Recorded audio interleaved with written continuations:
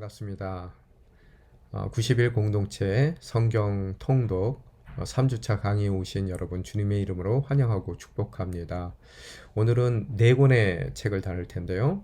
신명기, 또 여호수아서, 또 사사기, 또 룻기를 마지막으로 오늘 이 네 권의 성경의 말씀을 다루도록 하겠습니다. 신명기의 닉네임, 여러 가지 닉네임이 있죠. 하나님의 잔소리라는 닉네임도 있고요. 또한 모세오경의 멸류관이다라는 그런 별칭도 있습니다. 갱신에 대한 얘기죠. 언약에 대한 갱신. 오늘 그 제목을 살펴봤을 때요. 신명기의 제목, 히브리어 성경에는 제가 여기에 히브리어로 써놓은 것 같이는 엘레 하데바림이라는 제목을 갖고 있습니다. 지난번 시간에도 계속해서 말씀드린 것 같이 원래 구약 히브리 성경에는 그 첫 번째 나오는 단어들로 그 책의 이름을 정합니다. 그래서 엘레 하데바림이라는 말 자체는 이 엘레라는 뜻은 these are 그런 뜻이에요. 이것은 그런 뜻이고요. 복수형으로 하는 정관사입니다. 더 영어에서 표현하는 더 정관사고요. 다바림이라는 다바림, the words라는 그런 뜻이에요. 그래서 여기 영어로 써놓은 것 같이 these are the words라는 그런 의미를 갖고 있습니다. 이것이 말씀입니다라고 시작합니다. 그래서 방금 말씀드린 대로 다바림 했을 때 하는 정관사라고 그랬고 다바림은 데바림 혹은 다바림이라고 얘기하는데요. 데바림이라는 그 뜻은 words라는 뜻이라고 그랬어요. 말씀이라는 뜻이라고 그랬어요. 그래서 다바림, 데바림 말씀이라는 뜻인데요. 참 이 히브리어 어의 특성상, 언어적인 특성상에서 보면은 우리가 이 광야라는 단어가 있죠. 그래서 그걸 미드바르라고 얘기하는데요. 여기에 미라는 그 단어와 다바르라는 단어가 함께 합쳐진 단어인데요. 미자는 이 미라는 단어는 뭐뭇으로부터 from이라는 뜻이고요. 다바르라는 것은 말씀하시다라는 words에 여기 보면은 데바림의 동사형입니다. 그죠? 그래서 오늘 미드바르라는 그 단어, 광야라는 단어는요, 어디로부터 말씀하신다는 바로 그곳을 뜻하는 거예요. 장소적인 의미, 말씀하시는 장소를 뜻하는 거예요. 그래서 데바림이 말씀인데 광야라는 그런 미드바르라는 뜻은 그런 하나님의 말씀이 선포되는 곳이라는 거예요. 더 나아가서 또 드바르라는 단어가 나오거든요. 같은 어원에서요. 지성소를 뜻합니다. 하나님과 가장 밀접하게 그분의 임재를 경험할 수 있는 바로 그 장소적인 의미를 갖고 있죠. 그래서 다바르 말씀하시다. 뭐 데바림에서 나오는 그 말씀이라는 단어에서 나온 동사형이죠. 또한 미드바르 광야, 또 드바르 지성소 이 세 가지가 뭐예요? 같은 어원을 갖고 있더라는 거예요. 그래서 광야와 같은 인생, 우리 인생 가운데 놓였을 때 바로 그곳은 하나님께서 말씀하시는 자리이며 그 하나님의 말씀을 듣는 바로 그곳이 우리 인생 가운데 지성소라는 것을 언어적인 유희를 통해서 저희들이 알게 됩니다. 오늘 행여 재정적인 광야의 길을 걷고 있습니까? 또 행여 건강의 문제로 광야와 같은 메마른 삶의 여정 가운데 계시냐는 거예요. 관계적으로 어려운 그런 마른 땅을 걷고 있는 광야에서 방황하고 있는 느낌이 드는 그런 삶을 살고 있으니까 바로 그런 광야의 삶의 현장이 곧 하나님의 말씀을 들을 수 있는 말씀하시는 하나님이 말씀하시는 삶의 현장이고 우리가 그 말씀을 듣기만 한다면 아무리 메마랐다 하더라도 또 정말 목이 마른 것 같은 그런 삶의 현장 가운데 있다 하더라도 바로 그곳이 하나님의 임재를 가장 가까이서 경험하는 지성소라는 것을 우리는 오늘 이 제목을 통해서 깨닫게 되더라는 겁니다. 그럴 때 오늘 우리의 광야와 같은 삶을 주님께 예배하는 예배 장소로 생각하고 예배드리는 아름다운 예배 공동체 일원으로서 그 삶을 살아가게 될 줄 믿습니다. 이럴 때 히브리 성경 가운데서는 엘렐 하데바림이라는 이름을 쓰고요. 또 70인역 셉튜전트라고 그러죠. 70인 역에서는 드테로노미오라는 그런 단어를 사용하고 있습니다. 두 개의 단어가 합쳐졌죠. 노미노라는 단어와 드테로라는 단어가 합쳐진 그런 이름을 사용하고 있는데, 그래서 이 이름을 통해서 우리가 드트로노미라는 영어 성경의 신명기 이름을 저희들이 갖게 됩니다. 그래서 드트로노미, 드트로스라는 단어와 노모스라는 단어인데요. 드트로스라는 단어는 세컨드, 두 번째라는 뜻이고요. 또 노모스라는 뜻은 이 law, 이 법률, 율법을 뜻합니다. 그래서 두 번째 주신 율법이라는 의미 가운데 영어는 septuagint에서의 그 제목을 반영하여 사용하고 있습니다. 그래서 이 영어나 이 septuagint에 나온 그 이름대로 우리는 신명기, 거듭하다는 신이라 그러더라고요. 저는 한문을 잘 모르는데요. 명기, 그래서 두 번째 거듭해서 주시는 하나님의 명령을 기록한 것이다 라는 의미의 신명기의 이름을 우리는 사용하고 있습니다. 저자와 그 기록 연대를 보게 되면요, 모세가 기록했겠죠. 그런데 신명기의 마지막 부분에 보면은 34장에서 모세의 죽음에 대한 내용들이 기록이 되어 있습니다. 그래서 어떻게 죽는데 모세가 기록했느냐, 그 죽음에 대해서 기록이 되어 있는데, 이에 대해서는 모세가 자기의 죽음을 미리 알아서 미리 기록했다라는 주장하는 주장도 있고요. 또 혹은 후대에 이 부분만, 모세 자신에 대한 죽음에 대해서만 후대에 누군가가 추가해서 넣었다라고 추정하기도 합니다. 하여튼 우리 복음주의적인 신앙 가운데서는 모세오경의 저자는 신명기, 그 중에서 또 신명기의 저자는 모세라고 저희들은 믿고 있습니다. 기본적인 구성을 보게 되면요, 세 개의 그 설교로 큰 그 뼈대를 구성하고 있는데요. 이 첫 번째 설교의 내용은 회고의 내용입니다. 지금까지 그들이 살아왔던 광야에서의 삶에 대한 회고이고요. 두 번째 설교는 모세의 설교는 이 십계명을 중심으로 한 하나님의 율법에 대한 이야기였고요. 또 마지막으로 세 번째 설교는 그런 모든 하나님께서 율법을 통해서 주신 언약을 다시 한번 그들과 갱신하는, 또 새롭게 그 율법의 관계를 그들과 율법의 관계를 그들과 체결하시는 이 모압 형제의 언약에 대한 내용을 담고 있습니다.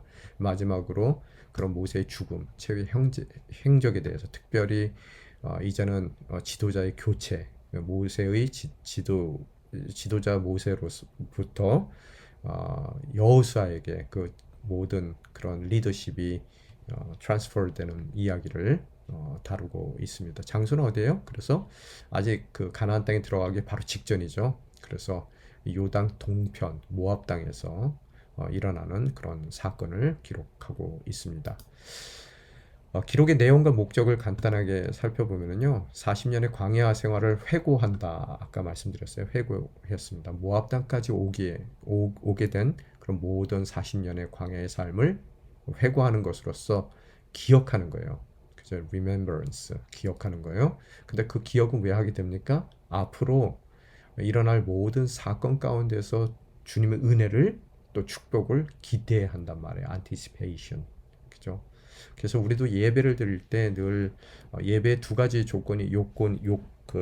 팩터가 있죠. 첫 번째 게 remembrance, 과거에 대해서 주님께서 어떻게 우리 삶 가운데 행하셨는지를 기억하는 거예요. 과거에 대한 온전한 기억을 통해서 앞으로의 삶 가운데, 미래에 대한 삶에 대한 기대로 나아가는 것이 예배의 두 가지 중요한 요소들입니다. 오늘 광야에서 가나안 땅을 눈앞에 두고 그들은 모세를 통해서 주님의 손길, 과거의 모든 것을 기억하는 것이고요. 그 기억 가운데 앞으로 또 놓여 있는 챌린지들은 많지만 그 챌린지들 가운데서 주님의 동일한 은혜의 손길을 기대하며 나아가기 위해서 오늘 신명기는 모세의 회고로 시작이 됩니다.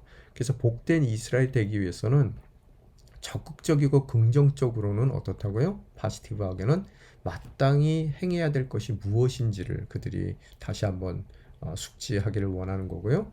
또한 또 복된 이스라엘이 되기 위해서 긍정적이고 적극적인 부분을 부분으로 무엇을 행해야 될지를 나누기도 하지만 또 부정적이고 또 소극적인 부분에서 어떠한 삶의 부분들을 제해야 되는지 그들의 삶 가운데 없애야 되는지를 나누게 됩니다. 그럼으로써 복된 이스라엘로 이 새로운 이스라엘 하나님의 백성으로서 이제 이 요단강을 건너 가나안 땅으로 진군하게 되는 것입니다. 이 광야의 2세들이에요. 이 독자들은요, 지금 대상들은요. 그들은 율법을 알지도 못하고 출애굽을 역사적으로 40년 뭐 2세대들이니까요.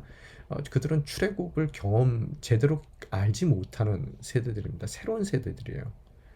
뭐 출애굽을 경험했다 하더라도 너무 어려서 경험했기 때문에 알지 못한단 말이에요, 제대로.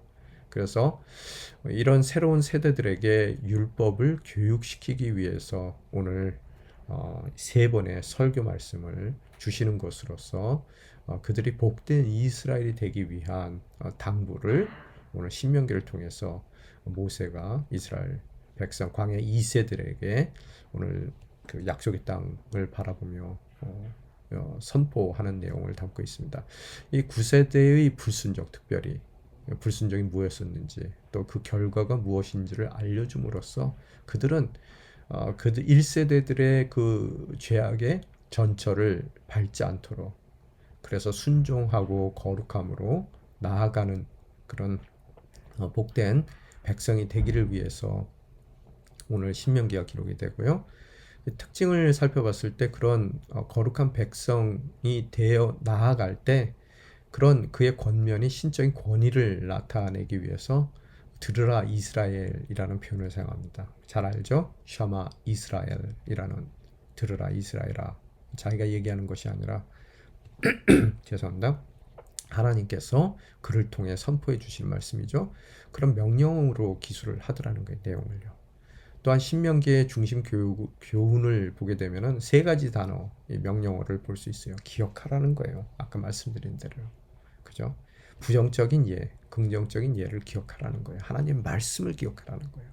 또 제하라는 거예요. 말씀 비껴나간 그런 모든 죄악된 모습을 제하고 또 긍정적이고 적극적으로 파지티브하게는 나아갈 바를 행하라는 거예요. 이 세 가지 단어를 통해서 명령어를 통해서 어떻다고요? 신명기의 그런 중심적인 교훈을 담아내고 있습니다. 내용의 전개를 보게 되면은 아까 말씀드린 세 가지 설교라고 그랬죠. 첫 번째 설교를 보게 되면은 호렙에서 이제 모압 땅까지에 대한 모든 여정을 회고합니다. 특별히 12 전탁군의 불신앙, 그 중에서 10명의 불신앙으로 40년 동안 그들이 이 광야를 방황하게 된 사실을 밝히고 있고요.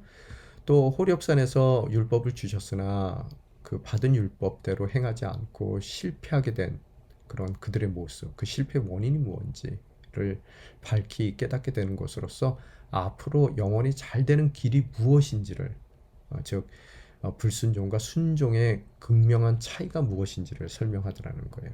그죠? 또한 더 나아가서 십계명을 중심으로 이스라엘에게 복된 삶을 살기 위해서 행해야 될 일들이 무엇인지를 권고하는 내용을 첫 번째 설교 가운데 담고 있습니다. 특별히 제일 중요한 이 핵심 구절이 이거죠. 4장 1절 말씀이죠. 이스라엘아 이제 내가 너희에게 가르치려는 규례와 법도에 귀 기울이라. 그 말씀에 복종하라. 그러면 너희가 살 것이며 너희 조상들의 하나님 여호와께서 너희에게 주시는 그 땅으로 들어가 차지하게 될 것이다. 귀 기울이고 또 귀 기울일 뿐만 아니라 어떻다고요? 삶 가운데 순종하고 복종하며 살아갈 때 그들이 살 거라는 거예요. 그죠? 살 뿐만 아니라 들어가 하나님께서 허락하실 그 땅을 차지한다는 거예요. 우리에게 문제가 뭡니까? 듣긴 해요. 그렇지만 삶 가운데 그 어떤 것도 행하지 않습니다. 복종하는 삶이 없더라는 거예요. 그래서 살고는 있지만 사는 것 같이 살지 못하고 죽지 못해 사는 인생이 될 수 있는 거고요. 그죠? 그래서 그러기 때문에 또 주님께서 주시기를 원해서 예비하신 축복의 땅을 나의 기업으로 받지 못한 인생이 될 수도 있더라는 거예요. 듣기만 하는 것이 아니라 복종하는 삶을 살라라고 이 광야 2세대들에게 출애굽과 또 그 광야의 모든 율법들, 주신 율법들을 정말 알지 못하는 새로운 세대들에게 당부하더라는 겁니다.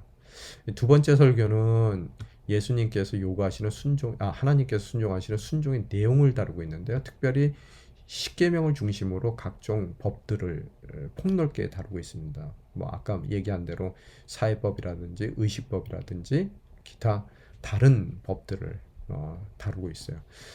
또한 유일하신 하나님을 알라라고 이야기하고 있고요. 아는데 그치지 않고 마음과 뜻과 성품을 다하여 그분을 섬겨야 한다는 것을 당부하고 있고요.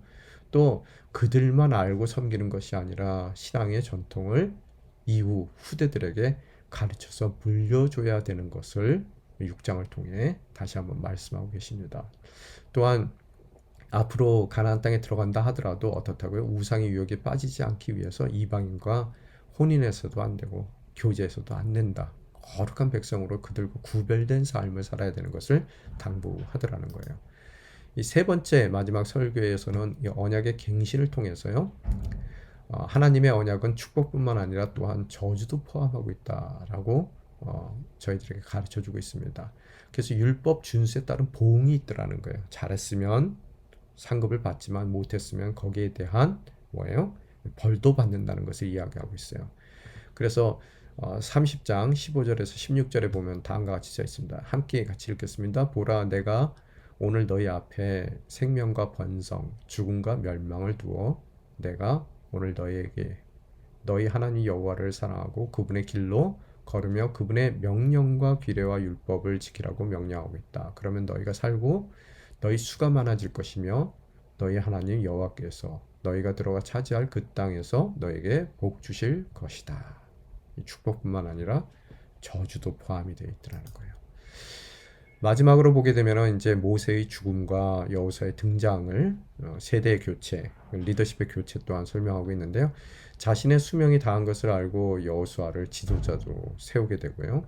또 이스라엘이 영원히 기억해야 될 노래도 모세가 짓습니다. 그 노래의 내용은 하나님의 속성과 위엄에 대한 내용이 있고요. 또 이스라엘에 대한 하나님의 사랑과 보호에 대한 내용, 그리고 마지막으로 이스라엘의 범죄와 하나님의 심판에 대한 내용을 다루고 있습니다.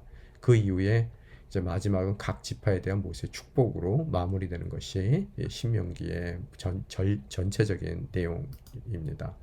핵심 단어를 보게 되면 언약과 그 언약에 대한 갱신이죠. 그죠? 말씀, 핵심 말씀을 읽어보게 되면은 신명기 6장 4절에서 5절에서 나온 것 같이 뭐라고요? 셔마 이스라엘, 이스라엘을 들으라. 아까 신적인 권위에 대해서 말씀드렸죠? 뭘 들어요? 중요한 명령이 나오죠. 우리 하나님 여호와는 오직 한 분인 여호와이시다. 너는 내 온 마음을 다하고 영혼을 다하고 힘을 다해 내 하나님 여호와를 사랑하여라. 그죠? 또한 신명기 10장 12절에서 13절까지의 말씀이죠. 같이 읽겠습니다. 이스라엘아, 지금 너희 하나님 여호와께서 너희에게 요구하시는 것이 무엇이냐?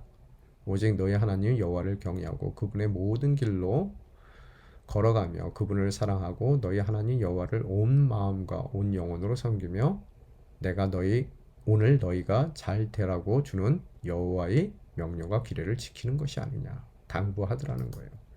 또 마지막으로 30장 19절에서 20절까지의 말씀 보게 되면 오늘 내가 하늘과 땅을 증인으로 삼아 너희 앞에 생명과 죽음, 복과 저주를 두니 생명을 선택해 너희와 너희 자손들이 살고 너희 하나님 여호와를 사랑하고 그분의 음성에 귀 기울이며 그분을 단단히 붙들라. 여호와는 너희 생명이시다. 그분께서 너희 조상 아브라함, 이삭, 야곱에게 주시겠다고 맹세하신 그 땅에서 너희가 살 것이다. 오직 순종으로 그들이 허락받은 언약의 성취로 그들을 생각하는데 주어진 가나안 땅 가운데 어떻다고요? 살게 될 것이라는 거예요. 그냥 사는 것이 아니라 사는 것 같이. 그죠? Living life. 그죠? 주제는 하나님은 전 역사의 주관자이시다라는 얘기죠. 우리의 딜레마가 뭐예요? 여러분. 왜 쉽게 안 가시냐는 거예요. 그냥 뭐 출애굽하자마자 가나안 땅으로 옮겨 주실 수도 있고요. 또 가나안 땅에 들어갈 때도 전쟁 없이 모든 것 주님께서 쉽게 해결해 놓으실 수도 있는데 왜 40년의 광야 생활이 필요하고 또 그들이 목숨을 걸고 치러야 될 전쟁을 통해서 주님께서 그 땅을 허락하시냐는 거예요. 또 왜 지금 당장 안 하시냐는 거예요. 우리의 딜레마입니다. 우리 인생 가운데서도 왜 주님께서 주실 수 있는데 그렇게 쉽게 주시지도 않고 오랜 시간 기다리게 우리는 지금 당장 원하는데 오랜 세월 기다리게 하시는 그 이유가 무엇인지를 우리는 늘 묻게 되더라는 거예요. 어떻다고요? 하나님께서는 전 역사의 주관자이시고 또 그분은 그 주관자다운 능력이 그 삶 가운데 계신 것이고 또 아들도 아낌없이 내어주시는 사랑으로 우리를 이끌어 주심에도 불구하고 쉽게 안 가시고 또 당장 주시지 않는 그런 주님의 주권자로서의 우리를 위한 보다 나은 선을 이루기 위한 주님의 계획이 있다는 것 말씀해 주십니다. 또 언약의 핵심은 사랑이다라는 것이 두 번째 주제인데요. 은혜 가운데 주어진 언약이에요. 잘나서 우리를 자격 있어 불러주신 것이 아니라 있는 그대로 사랑해 주셨고 언약의 관계 가운데로 우리를 불러주셨고요.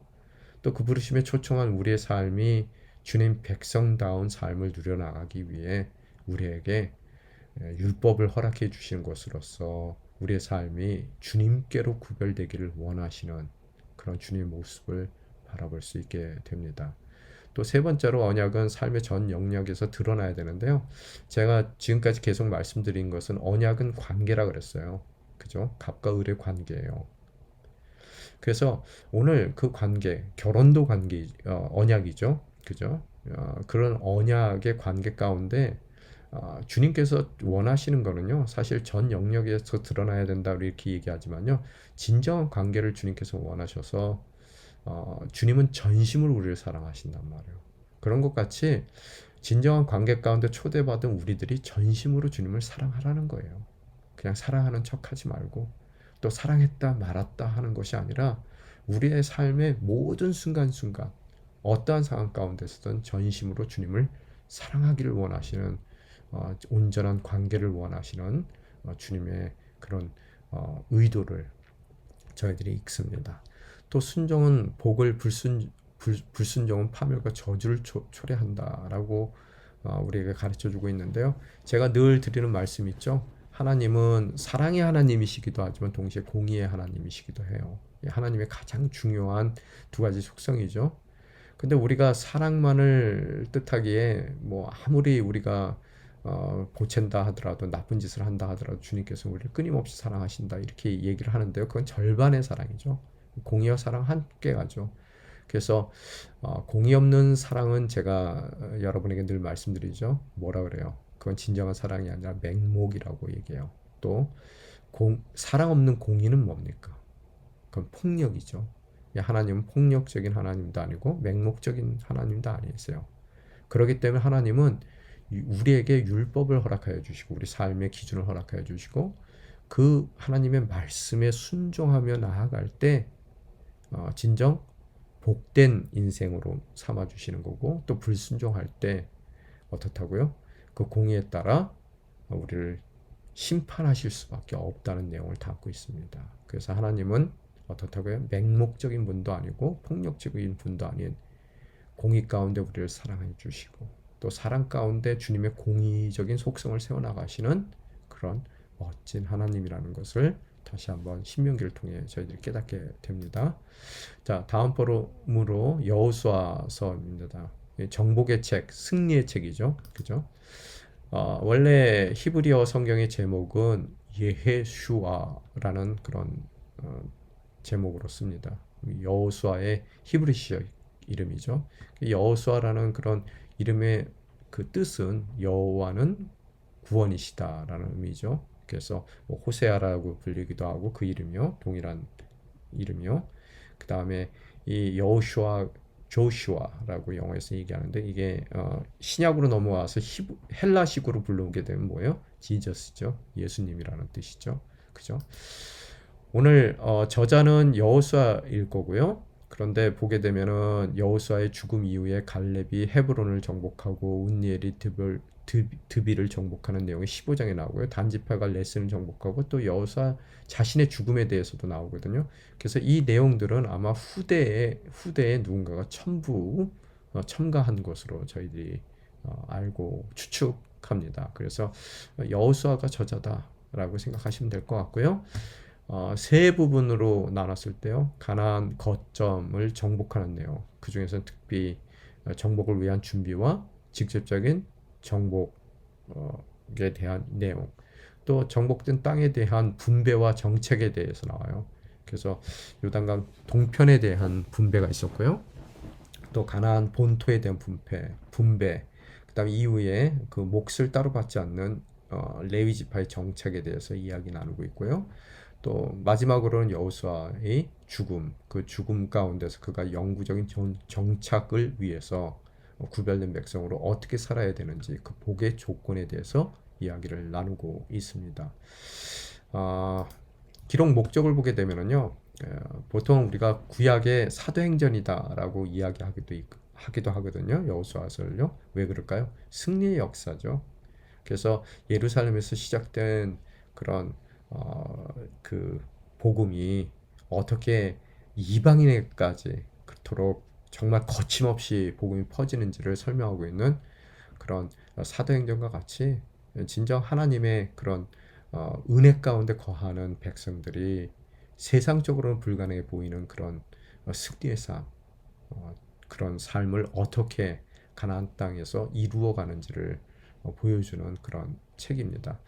하나님께서 가나안 땅을 약속하셨지만 그 약속의 성취는 어떻다고요? 오직 그 백성의 순종을 통해 이루어지는데요. 그래서 이 두 가지를 합치게 되면 어떻게 됩니까? 순종의 역사는 곧 뭐의 역사라고요? 승리의 역사다. 승리하는 삶을 살고 싶으세요? 그러면 우리가 해야 될 일은 뭐라고요? 우리의 삶이 순종의 삶이 될 때 우리는 정말 사도행전의 놀라운 역사의 주인공, 또 여호수아서의 놀라운 승리의 주인공으로서의 그 삶을 살아가게 될 줄 믿습니다. 가나안 점령을 통해 언약을 신실하게 이루어 가시는 하나님의 성실하신 모습을 우리는 또한 여호수아서를 통해서 다시 한번 확인하게 됩니다. 내용의 전개를 보게 되면은 순종의 역사는 또 승리의 역사라고 얘기했죠. 그래서 가나안 주요 거점에 대한 정복을 1장에서 12장까지 다루게 되죠.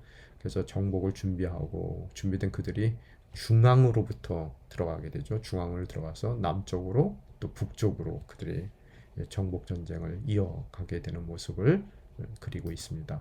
두 번째는 정복된 그 땅에 대한 얘기, 특히 뭐 요단 동편에 남고자 했던 이들이 있어요. 그래서 그들에게도 땅을 분배하고 또 가나안 본토의 그 땅을 분배하고 또 별도의 그 기업을 얻지 못하는 레위 지파의 정책에 대해서도 얘기하고 마지막으로는 영구 정착을 위한 권면과 여호수아의 죽음을 설명하고 있습니다.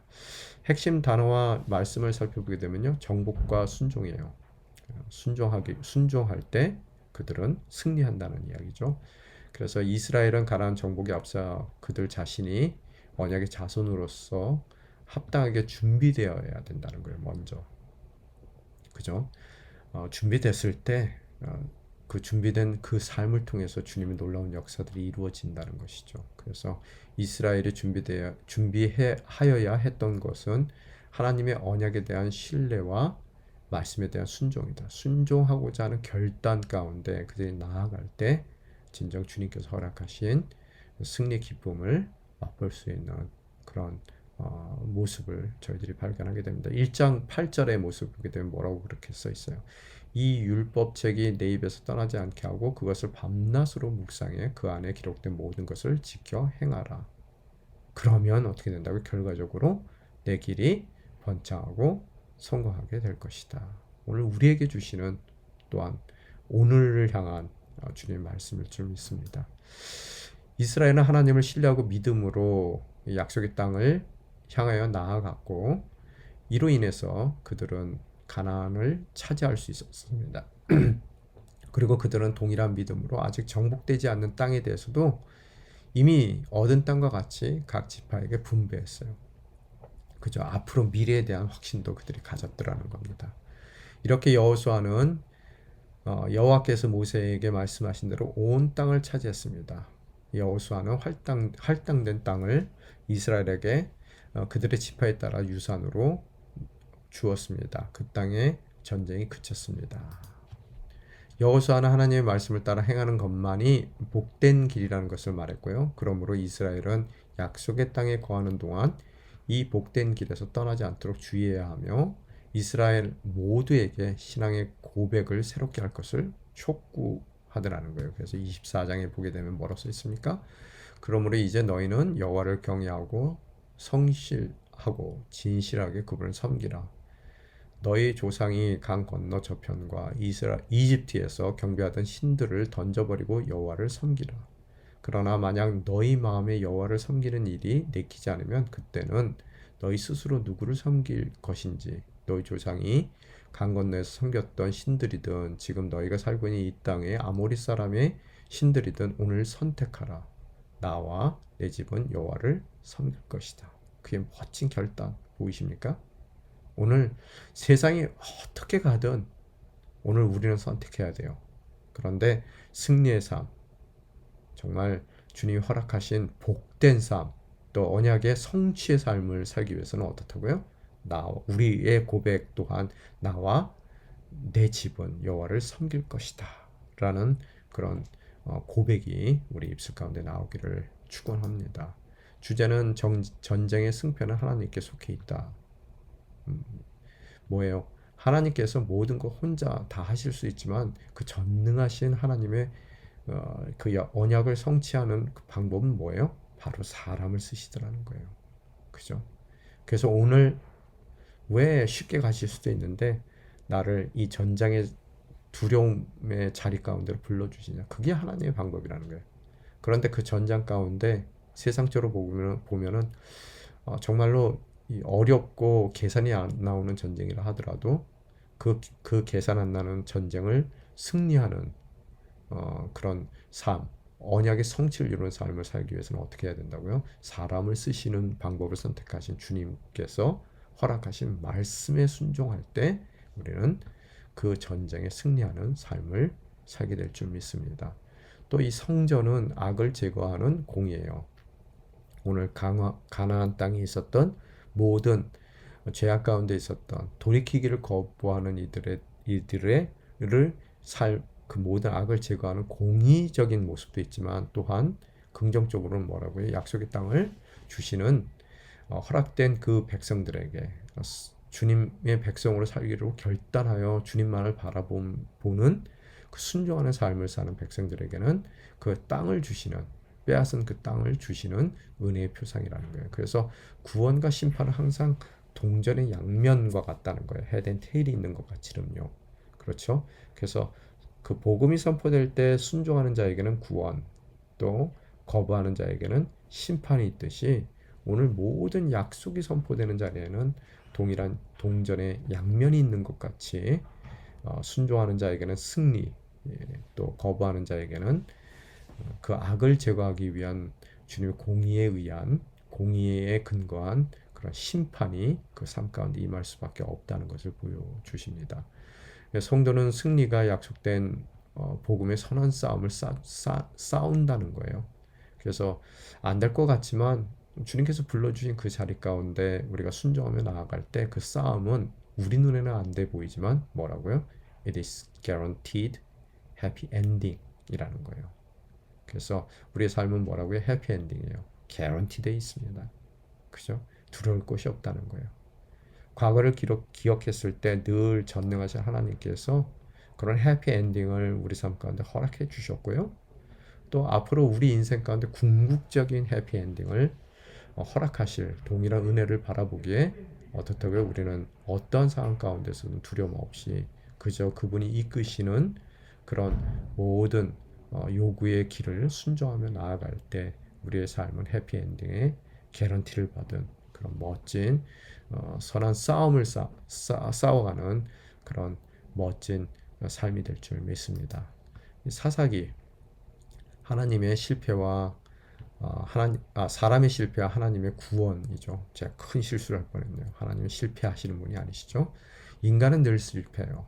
그렇지만 그런 인간을 끝까지 포기하시지 않는 기다려주시는 하나님의 구원을 상반되는 모습을 우리는 사사기를 통해 발견하게 됩니다.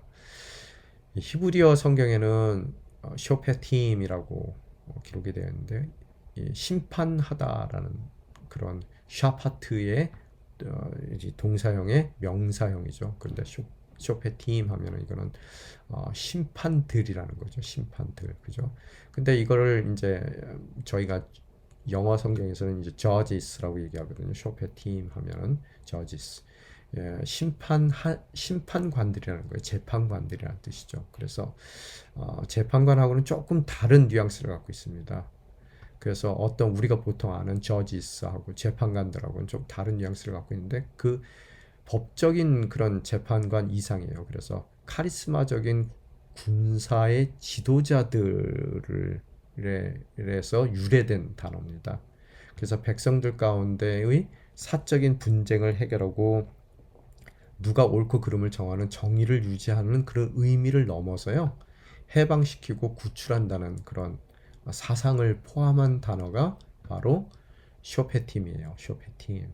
그래서 뭐 재판관이긴 재판관이지만 그 재판 공의를 세우는 정의를 세우는 그 이상의 해방과 구출을 하는 그런 카리스마적인 군사 지도자로서의 의미를 또한 포함하고 있기 때문에 영어에서는 그냥 단순하게 judges, 뭐 재판관들이라고 표현하지만 우리 한글로는 사사라고 그들을 표현하고 있습니다. 그래서 그들의 사사들의 이야기죠. 그래서 사사기죠.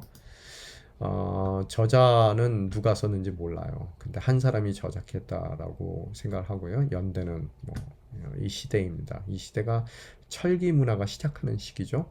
또 그동안은 족장 중심적인 그런 사회였었는데 이 왕권 정치가 철기 시대를 통해서 이 중앙 집권적인 왕권들이 세워져 나가는 그런 시기에 오늘 사사기가 기록되게 됩니다.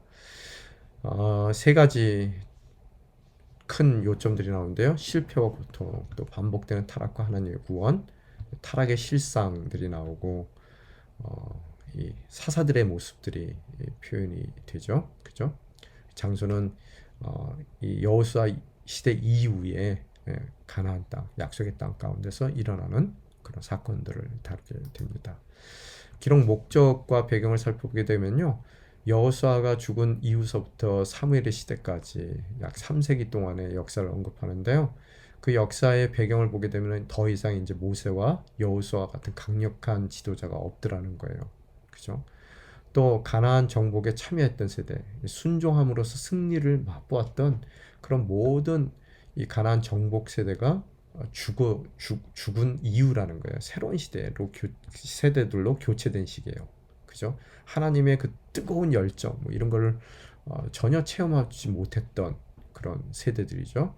그래서 하나님을 제대로 알지 못하는 시대. 그렇기 때문에 각자의 소견대로 생각대로 행할 수밖에 없기 때문에 분열과 이 부패로 얼룩졌던 그런 시대를 배경으로 하고 있습니다. 그럼에도 하나님께서는 어때요? 분열과 부패 가운데 하나님을 알지 못해 자기의 소견에 옳은 대로 행하는 그런 정말 죄악 가운데 있었던 이스라엘을 결코 포기하지 못하는 하나님의 모습, 신실하신 모습을 우리는 사사기를 통해 발견하게 됩니다. 늘 이스라엘 백성들을 조용히 기다리고 그들이 울부짖을 때마다 또 포기하지 않고 구원의 손길을 사사들을 통해 허락하시는 주님의 사랑을 우리는 또한 사사기를 통해서 읽게 됩니다. 내용을 보게 되면요, 7번의 순환이 나와요. 하나님께서 구원해서 좀 살만해져요. 살만하면 어떻게 합니까? 범죄예요. 그래서 타락해요. 자기 소견대로 막 살아요. 그런 타락한 백성들을 내버려 두시지 못하는 하나님께서 또 그들에게 어려움, 또 외세 침입을 통해서 징계하십니다. 그 징계 가운데서 그들은 또 울고불고 하나님께 매달립니다. 회개를 해요. 그럴 때 하나님께서 그들을 저버리시지 않고 또 구원하십니다. 구원받은 그들은 어때요? 먹고 살만하면 타락해요. 타락한 그들을 징계하십니다. 또 징계 가운데서 고난 가운데서 울고불고 하나님께 회개했을 때 또 그들에게 사사를 통해 구원을 일으키는 7번의 순환에 대한 이야기가 이 사사기의 기록입니다. 꼭 우리의 인생 같죠? 그죠? 그게 순환입니다. 핵심 단어는요. 인간의 죄악, 백성들의 죄악. 그럼에도 불구하고 그들을 구원하시고자 하는 하나님의 사랑을 우리들은 신실하심을 우리는 읽게 되더라는 거예요. 핵심을 보게 되면 2장 20절에서 21절까지 말씀이죠. 같이 읽겠습니다. 그러므로 이스라엘에 대해서 하나님께서 진노하시며 말씀하셨습니다. 이 백성이 내가 그들의 조상과 맺었던 약속을 어기고 내 말에 귀를 기울이지 않았기 때문에 어떻다고요? 여호수아가 죽으면서 남겨놓은 민족들 가운데 어느 하나도 내가 더 이상 이스라엘로부터 몰아내지 않을 것이다. 이들로 인해서 어려움을 겪을 수밖에 없게 되더라는 거예요. 우리 인생 가운데 어려움의 이유는 뭐다? 우리를 돌이키게 하시기 위해서. 그죠? 그래서 우리 일상 가운데 하나님 정말로 이 모든 어려움만 다 제해 주신다면은 제가 온전히 주님만을 섬기겠습니다. 죄성을 갖고 있는 우리들은요, 그거 제해졌을 때 또 주님께 범죄하더라는 거예요. 그래서 주님께서 그 모든 것을 다 몰아내시지 않아요. 우리 삶 가운데 여지로 남겨놓으시더라는 거예요. 그 남겨놓은 인생의 문제, 그 육신의 가시 뭐라고요? 그게 바로 하나님의 은혜라는 거예요. 사사기 21장 25절을 보게 되면은 그 당시 이스라엘은 왕이 없어서 모두가 자기 마음대로 행동했습니다.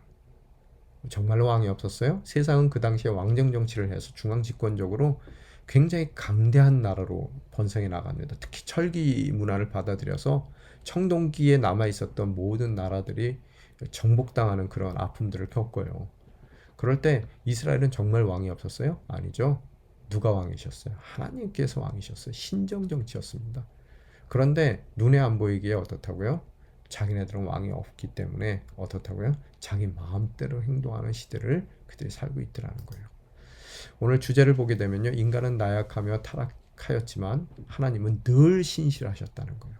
하나님은 절대 주권자세요. 하나님의 왕권, 세상의 왕권, 그죠? 절대적인 왕으로서 우리 삶 가운데 거하시지만 친히 우리의 삶 가운데 친히 왕노릇해 주시는 주님이세요. 그죠?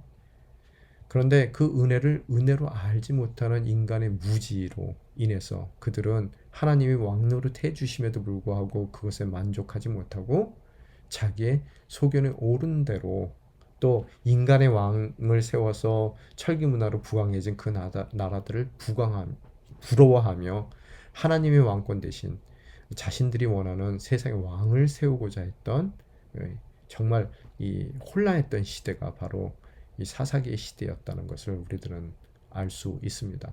우리의 삶 가운데서도 진정한 왕은 누구세요? 주님이세요.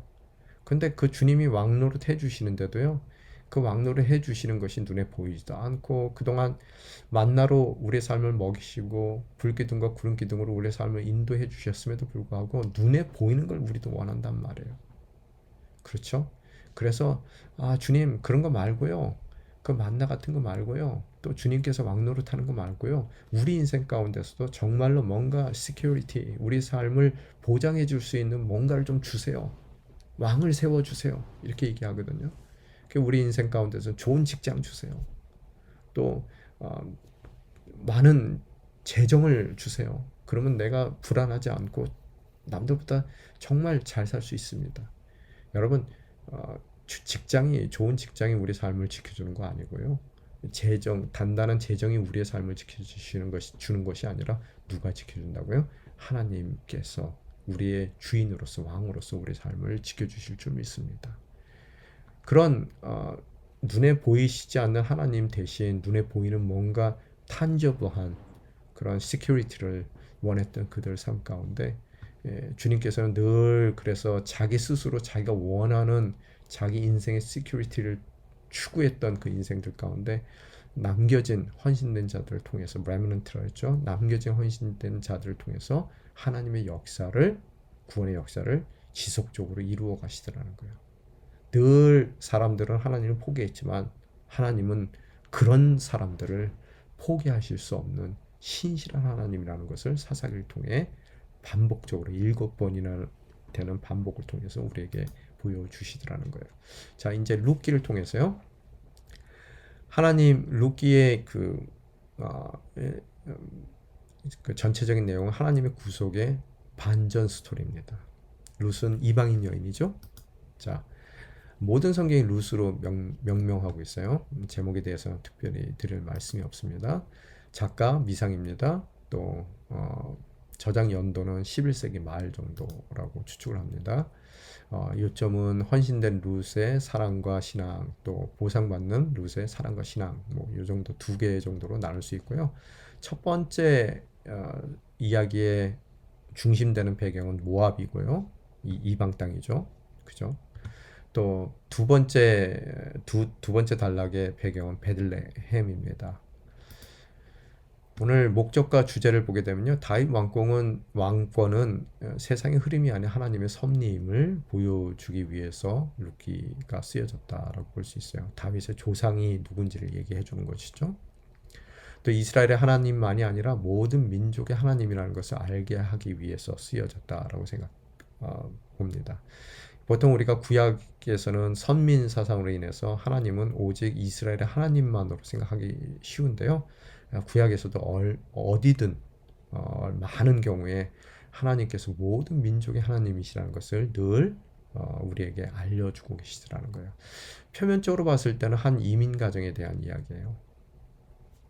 또 내면적으로 봤을 때는요, 언약을 떠나면 안 되는 믿음의 가정이었어요. 그러나 그들이 흉년 가운데 그들이 떠나지 말아야 될 언약의 땅을 떠나 어려움을 겪게 되는 것이고, 그 어려움 가운데 고난 가운데 그 가정이 다시 결단하고 돌아오게 되는 것이고요. 그 돌아오는 그들의 그 과정은 어렵고 힘들고 괴로웠지만 이방인에게까지 확대되는 하나님의 은혜를 설명하고 있습니다. 인간은 불성실하지만 하나님은 불성실한 그들을 통해 상상치도 못했던 하나님의 넘치는 은혜를 허락해 주시는 모습을 우리는 발견하게 되더라는 겁니다. 사도행전에도 보면은 어때요? 정말로 패역한 유대인들을 통해서 복음이 이방인들에게까지 전달되는 모습을 바라보는 것 같이 불순종하고 또 불성실했던 한 믿음의 가정을 통해 이방인에게까지 그 주님의 복음, 주님의 은혜가 확장되는 모습을 우리는 룻기를 통해 발견하게 됩니다. 오늘 내용 전개를 보게 되면요, 이민과 기양이에요. 그래서 첫 번째 내용은요, 엘리멜렉, 나오미의 남편이죠. 자기 아내 나오미와 두 아들 데리고 약속의 땅을 떠나 어디로 가요? 모압 땅으로 가요. 가지 말아야 될 곳을 갑니다. 나오미는 그곳에서 남편과 두 아들의 죽음을 경험하게 되고 과부가 되죠. 그래서 두 며느리 룻과 오르바가 있었는데 그 중에 하나인 룻과 오르바는 다시 자기의 원래 족속에게 돌아갔지만 룻은 과부가 되었음에도 불구하고 또 다른 과부인 나오미 자기 시어머니를 따라 귀양하게 되죠. 인간적인 시각을 넘어 이방인임에도 불구하고 여호와 하나님을 믿는 믿음으로 동행하는 룻을 첫 번째 단락에서 표현해 주고 있습니다. 두 번째 단락에서는요, 룻의 헌신을 바라봅니다. 비참한 과부들의 삶 속에서 헌신하는 룻의 모습, 또 그 삶 가운데 이제는 허락된 구원자가 되어줄, 또 가장 가까운 친척으로서 자신의 책무를 성실히 이행하는 보아스의 만남을 바라보게 됩니다. 세 번째, 룻의 청혼과 보아스의 도움이라고 볼 수 있는데요. 당시에 풍습이죠. 고대 풍습.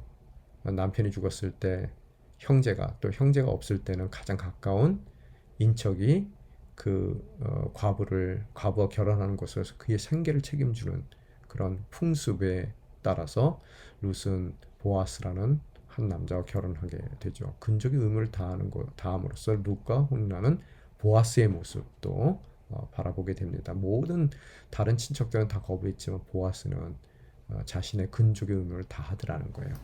자, 대단원을 얻었다고요. 네 번째, 룻과 보아스의 결혼을 통해서 또 출산의 기쁨을 느끼게 되죠. 하나님과 나오미에게 신실함을 보였던 룻을 향한 하나님의 축복이 실현되는 것이고, 그 낳은 자녀를 통해서 다윗이 이 땅 가운데 태어나는 그런 족보를 우리들이 바라보게 됩니다. 핵심 단어는 실패, 그죠? 언약의 자손으로서 언약의 땅에 머물러야 됨에도 불구하고 모압으로 이민 갔던 그 가정이 겪어야 될 실패. 그렇지만 그곳에서 그 고난 가운데서 돌이키는 나오미의 모습, 또 돌이키는 그들 인생 가운데 함께했던 롯을 통한 예기치 못한 하나님의 은혜, Surprised by Grace. C.S. 루이스라는 사람은 Surprised by Joy 그랬는데요. 책이라는 그 책을 썼는데요. 오늘 만약의 경우 제가 이 이야기를 패러프레이즈해서 얘기한다면 Surprised by God's Grace, 그죠? 은혜를 통한 예기치 못한 놀라운 주님의 사건들을 우리는 룻기를 통해 발견하게 됩니다. 1장 16절에 보게 되면 룻이 대답했습니다. 자꾸 저한테 어머니를 떠나거나 어머니에게서 돌아서라고 하지 마십시오. 어머니가 가시는 곳이면 저도 갈 것이고 어머니가 머무는 곳이면 저도 머물 것입니다. 어머니의 민족이 제 민족이 되고, 중요한 얘기 또 있죠. 어머님의 하나님이 제 하나님이십니다. 모함 여자임에도 불구하고 남편이 죽어서 더 이상 나오미와 함께 할 이유가 없음에도 불구하고 뭔가 나오미의 특별한 모습을 봤던 것 같아요. 그래서 언약의 대상이 이방인임에도 불구하고 언약의 대상이 되기를 원했고요. 또한 하나님을 자신의 하나님으로 선택하는 그런 룻의 모습을, 초대교회 이방인의 모습, 이방교회의 모습과 같은 모습을 룻을 통해 우리는 발견하게 됩니다. 그래서 그 룻을 통해서 어떻게 된다고요? 오벳을 낳고, 오벳은 이새를 낳고, 이새는 누구를 낳았다고요?